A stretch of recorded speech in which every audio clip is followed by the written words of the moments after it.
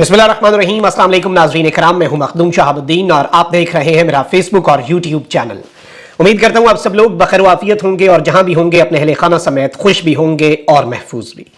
नाज़रीन इकराम, एक जानिब तो एक सजा याफ्ता मफरूर इश्तिहारी मुजरिम की सहूलतकारी रियासती सतह पर जारी व सारी है और इस सब के अंदर नवाज शरीफ को एक जानिब तो अदालतों से रिलीफ मिल रहा है, तो वहीं दूसरी जानिब नवाज शरीफ की सजा मुअत्तल कौन कर रहा है? निगरान पंजाब हुकूमत। और ये सब कुछ आज के दिन में ही हुआ है। लेकिन इसके साथ ही साथ एक एस्टैब्लिशमेंट पाकिस्तान की आवाम भी है। किसी भी जमहूरियत में जमहूर उस मुल्क की सबसे बड़ी ताकत, उस मुल्क की असल एस्टैब्लिशमेंट होता है। किसी भी मुल्क में जमहूर, उस मुल्क की आवाम जो है वो ताकत का सरचश्मा होती है और आवाम जब अदालत लगाती है तो फिर हर चीज वाजे हो जाती है और कुछ लोग जुबान खल्क को नकाराए खुदा समझने से कासिर है। तो नवाज शरीफ की अदालत पेशी में आज कुछ नारे लगे हैं। वीडियो जो आई है वो बड़ी अहम है और अहाता अदालत जो है वो किस तरह से मैदाने जंग बना है, इस हवाले से आम तरीन तफसीलात हैं। जबकि नवाज शरीफ को जो रिलीफ मिल रहा है, इस रिलीफ के बाद अब जस्टिस काजी फाइज ईसा साहब जो हैं उनके ऊपर बहुत से सवालात उठ गए हैं और काजी साहब जो है वो उस तरह से आइन और कानून और रूल ऑफ लॉ उन चीजों के लिए स्टैंड लेते हुए नजर नहीं आ रहे जो काजी साहब के हवाले से एक्सपेक्ट किया जा रहा था कि ये तो कॉम्प्रोमाइज ही नहीं करते। और कल जो मिलिट्री कोर्ट्स में सिविलियंस के ट्रायल को भी मुअत्तल किया, काजी साहब was not part of that bench. वो जस्टिस एजाजुल एहसन की सरबराही में 5 रुकनी लार्जर बेंच था और इस सब के अंदर काजी साहब तो 90 दिन में इंतखाबात वाला मामला बड़े आराम से सुनना चाह रहे हैं। मजीद वो हफ्ता आगे उन्होंने उसकी समाअत कर दी हुई है। तो काजी साहब पर भी बहुत से सवालात उठे हुए हैं। कमेंट सेक्शन में राय का इजहार जरूर करें और लाइक करना मत भूलिएगा इस वीडियो को। इस वक्त नाज़रीन इकराम मैं आपको यह बता दूं कि साइफर केस में पाकिस्तान तहरीक इंसाफ के चेयरमैन और वाइस चेयरमैन शाह महमूद कुरैशी जो है उनके खिलाफ ऑलरेडी आपको पता है कि एक जानिब तो हमारे निजाम में उनके लिए अब कोई गुंजाइश नहीं और शाह महमूद कुरैशी को भी इसी बात की सजा दी जा रही है कि वो इमरान खान साहब के साथ है। इमरान खान साहब की पीठ में उन्होंने छुरा नहीं घोंपा और इमरान खान साहब के ऊपर जो चार्जशीट है वो भी इस वक्त मंजर आम पर आ गई है। फर्द जुर्म में कहा गया है कि मुल्जिमान के खिलाफ रवां साल 15 अगस्त को साइफर केस का मुकदमा दर्ज हुआ। मुल्जिमान खुफिया दस्तावेजात की मालूमात से मुतल्लिक राब्तों में मुलव्वस पाए गए। 7 मार्च 2022 को वाशिंगटन से मौसूल साइफर गैर मुतल्लका अफराद को सौंप दिया गया। साइफर टेलीग्राम के हकाइक को तोड़ मरोड़ कर पेश किया गया। मुल्जिमान ने साइफर को कौमी सलामती के बरक्स जाती मकासद के लिए इस्तेमाल किया। फर्द जुर्म के मतन के मुताबिक 28 मार्च 2022 को बनीगाला में खुफिया इजलास में साइफर मंदरजात का गलत इस्तेमाल किया गया। साबिक वजीर आजम ने आजम खान को साइफर के मिनट्स अपने अंदाज से तैयार करने की हिदायत की। साबिक वजीर आजम ने बदबयानती और बदनीयती से जानबूझकर साइफर तहवील में रखा। साइफर जैसी अहम तरीन सरकारी दस्तावेज को गैर कानूनी तौर पर अपने कब्जे में रखा। मुल्जिमान ने रियासत के साइफर सिक्योरिटी सिस्टम पर समझौता किया। फर्द जुर्म में कहा गया है कि मुल्जिमान की साइफर टेलीग्राम पर बदबयानती से रियासत को नुकसान पहुंचा। अमेरिका में साबिक सफीर डॉक्टर असद मजीद ने डोनाल्ड लू को पाकिस्तान हाउस में जोहराना दिया। मुलाकात में हुई गुफ्तगू के मिनट साइफर के जरिए सेक्रेटरी खारजा को भिजवाए गए। 7 मार्च 2022 को मौसूल साइफर को वजारत खारजा के एसएसपी सेक्शन की हिफाजती तहवील में दिया गया। साइफर इंतहाई अहम और खुफिया दस्तावेज है, किसी सूरत भी शेयर नहीं किया जा सकता। फर्द जुर्म के मतन के मुताबिक साबिक वजीर आजम और साबिक वजीर खारजा को मुजरिम करार देकर बाकायदा ट्रायल शुरू किया गया है। दूसरी जानिब साइफर केस की चार्जशीट पर चेयरमैन पीटीआई ने एतराजात भी लगाए हैं और इमरान खान से सवाल किया गया कि आपको अपने ऊपर लगा चार्ज समझ आ गया है। इस पर चेयरमैन पीटीआई ने कहा कि मुझे चालान के हवाले से मुकम्मल दस्तावेजात ही मुहैया नहीं की गई। जब तक मुकम्मल चालान की कॉपी नहीं दी जा सकती चार्ज में समझ ही नहीं सकता।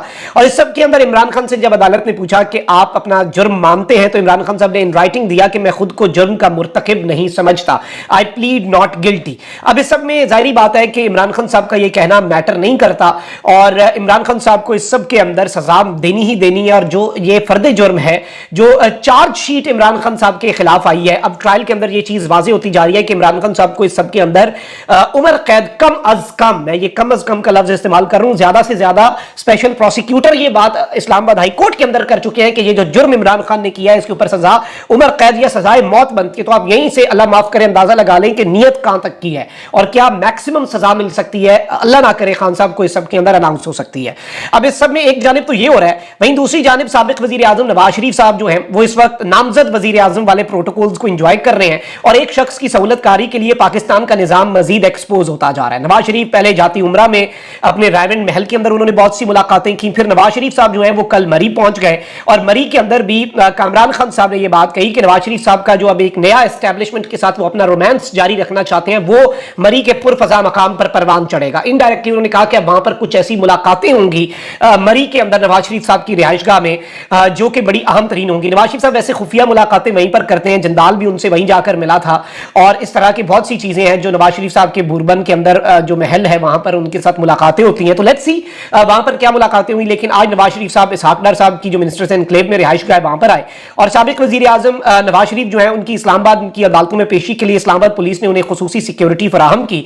जराये के मुताबिक इस्लामाबाद पुलिस की फराहम करदा सिक्योरिटी में 3 स्पेशल पुलिस वैन शामिल है। ATS एहलकारों का स्पेशल दस्ता भी नवाज शरीफ के लिए तैनात कर दिया गया है।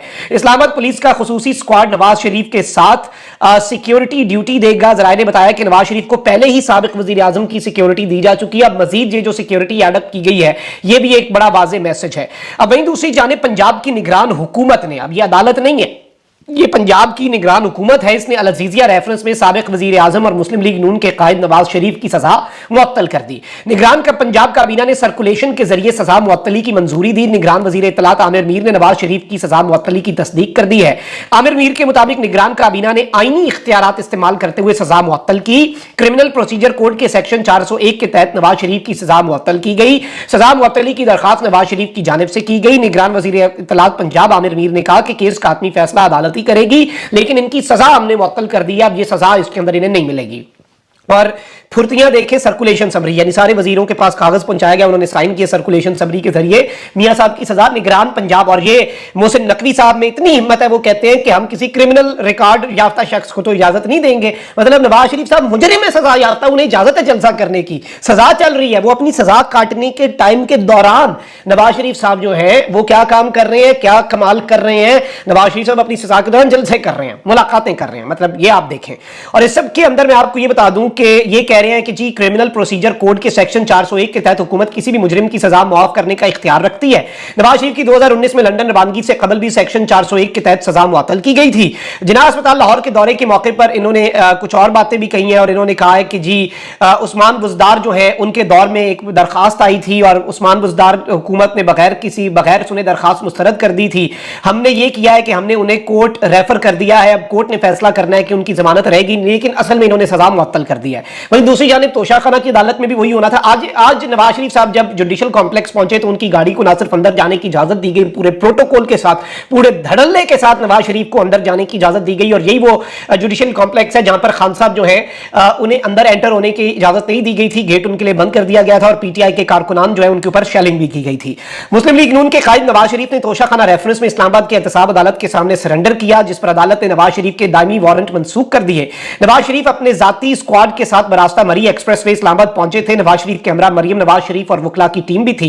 नवाज शरीफ की पेशी के मौके पर इस्लामाबाद के जुडिशियल कॉम्प्लेक्स के अंदर और बाहर सिक्योरिटी बीफ अप कर दी गई।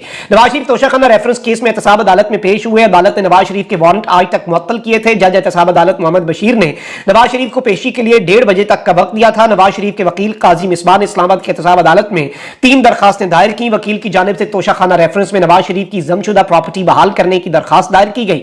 दूसरी दरखास्त की गई है कि तोशाखाना केस में नवाज शरीफ का वकील मुकर्रर किया जाए। अदालत में नवाज शरीफ के जमानती मचलके जमा कराने की भी दरखास्त दी गई।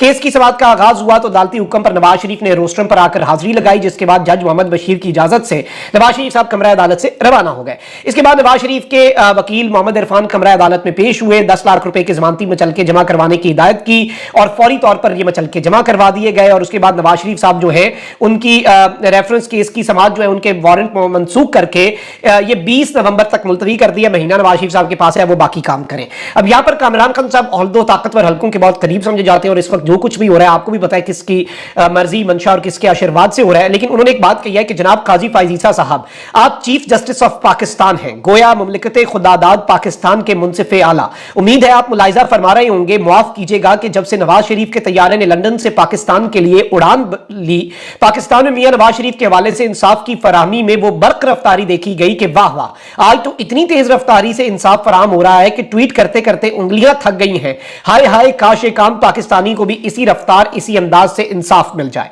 और ये जो सवाल है काजी फायज ईसा साहब के लिए बहुत बड़ा सवाल है। काजी साहब क्या इसके ऊपर कोई बात, क्या इस सवाल का जवाब भी दे सकते हैं या इसके ऊपर कोई एक्शन ले सकते हैं, कोई स्टैंड ले सकते हैं, ये आने वाला वक्त बताएगा। लेकिन आज नवाज शरीफ की अदालत पेशी से कबल ही अदालत के अंदर कुछ नारे लगे हैं और अदालत में, अदालत के बाहर, इहाता अदालत जुडिशियल कॉम्प्लेक्स के बाहर लोगों ने चोर चोर के नारे नारे लगाए हैं। और यही होता है, अवाम जो है वो नहीं छोड़ती, अवाम जो है वो उसे तो नहीं आप रोक सकते। लेकिन और इस वक्त मैं आपको ये बता दूं कि इमरान खान साहब के बिल्कुल 1% भी नवाज शरीफ जो है वो करीब पॉपुलैरिटी के अंदर इस तरह फेक तरीके से जो मर्जी ये करने की कोशिश करें, अवाम के अंदर नवाज शरीफ जो है उनके लिए कोई जगह नहीं है। और आज जो चोर चोर के नारे लगे हैं नवाज शरीफ के हवाले से, इस्लामाबाद हाई कोर्ट से नवाज शरीफ साहब जो है वो बाहर निकल रहे थे, एंड उसी वक्त मियां मोहम्मद नवाज शरीफ साहब जो है उनके लिए इस्लामाबाद के जुडिशियल कॉम्प्लेक्स के बाहर चोर चोर के नारे लगा दिए गए। और उसके बाद वहां पे हाथापाई भी हुई, फड्डा भी हुआ, नून लीग के कारकुन भी चढ़ दौड़े क्योंकि ये अपने बंदे साथ लेके आते होते हैं। आप जरा पहले ये मनाजर देखें।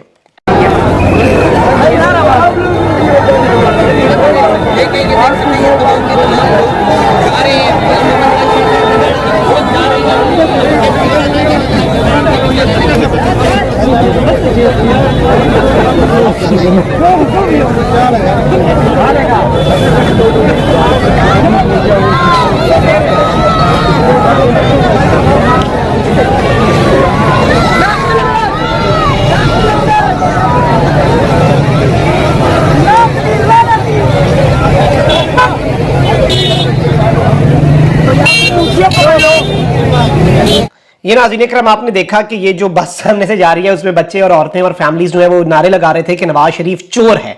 और ये पहले ही आपको पता है कि इस तरह के नारे लगते हैं। और इसके बाद कुछ अदालत के बाहर भी लोगों ने इस तरह के नारे लगाए, जिसके ऊपर वहां पर फिर काफी हाथापाई भी हुई, फड्डा हो गया और लड़ाई का माहौल बना हुआ था। फिर जाहिर बात है वो माहौल जो है वो तरह वहां पर उन्होंने पुलिस वालों ने आके सिक्योरिटी वालों ने ठीक करवाया। लेकिन इस वक्त नवाज शरीफ साहब जो है उन्हें अदालतों से जितना मर्जी रिलीफ मिले, निजाम जितनी मर्जी नवाज शरीफ की सहूलत कारी करे, अवाम जो है वो अपनी जो मर्जी और मंशा है वो बड़ी क्लियर करती जा रही है कि मियां साहब के वाले से वो क्या सोचते हैं। अपना बहुत ख्याल रखिए। अल्लाह निगहबान पाकिस्तान।